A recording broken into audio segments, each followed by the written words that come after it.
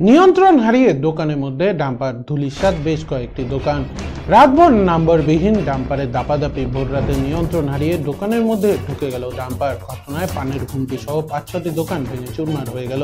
স্থানীয় জনতা গাড়ি থেকে আটক করে বিক্ষোভ দেখায়। অসহায় দোকানের মালিকরা দ্বারস্থ হয় পুলিশ প্রশাসনের। পুলিশ এসে ঘাতক ডাম্পারটিকে আটক করে থানায় নিয়ে যায়। স্থানীয় সূত্রে জানা গেছে, শনিবার ভোর ৪টে নাগাদ হঠাৎ প্রচণ্ড শব্দে কেঁপে ওঠে চোপড়া থানার কালাগঞ্জ মাছবাজার এলাকা। মুহূর্তের মধ্যেই আশেপাশের লোকজন বাইরে বেরিয়ে দেখেন একটি নম্বর প্লেটহীন ডাম্পার বেশ কয়েকটি দোকান ভেঙে পানের দোকান এবং সাইকেলের দোকানের মধ্যে ঢুকে পড়েছে। লোকজন জমায়েত হওয়ার আগেই গাড়ির ড্রাইভার পালিয়ে যায়।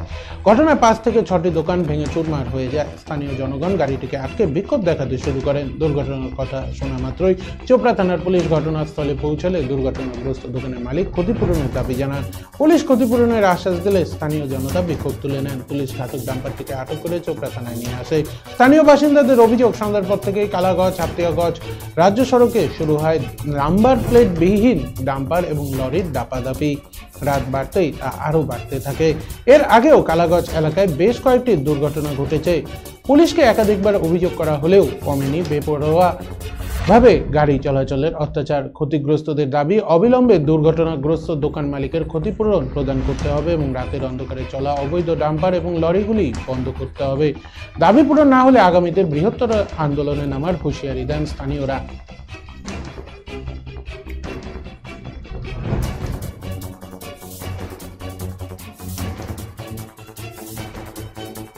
কি হয়েছে এখানে?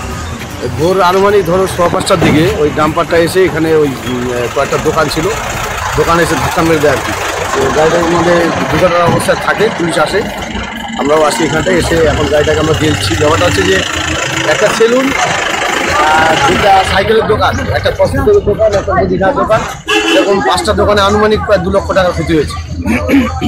এবার আমরা চাই প্রশাসনকে, আমরা বললাম যে খুব গরিব লোকেরা এই দোকানদারি করে এরা সংসার চালায় আর কি। তো এদের সমস্ত ক্ষতিপূরণের যত সুব্যবস্থা হয় আমরা প্রশাসনের কাছে। এই যে ডাম্পারগুলো মানে কি মালপত্র বহন করে এরা? ডাম্পারটা বলে খালি ছিল, এখন ভোরবেলা 5টা ঘটনা, এখন এরা বলছে যে খালি ছিল। যাই না কি মাল নিতে গেছিল, কি কোন মাল আনতে আসছিল যাই না। মানে কোথায় যাচ্ছিল গাড়িটা, কোন দিকে? তো মুখটা চোপড়ার দিকে আছে। বলছি কাকু, এখানে কি হয়েছিল?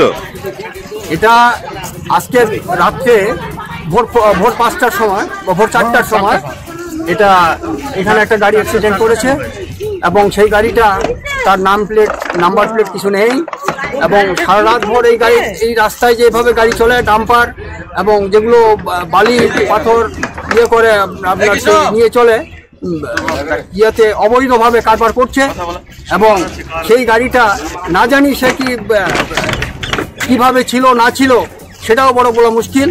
যার জন্য এখন এখানে 4-5টা দোকানে পুরো ক্ষতি হয়েছে।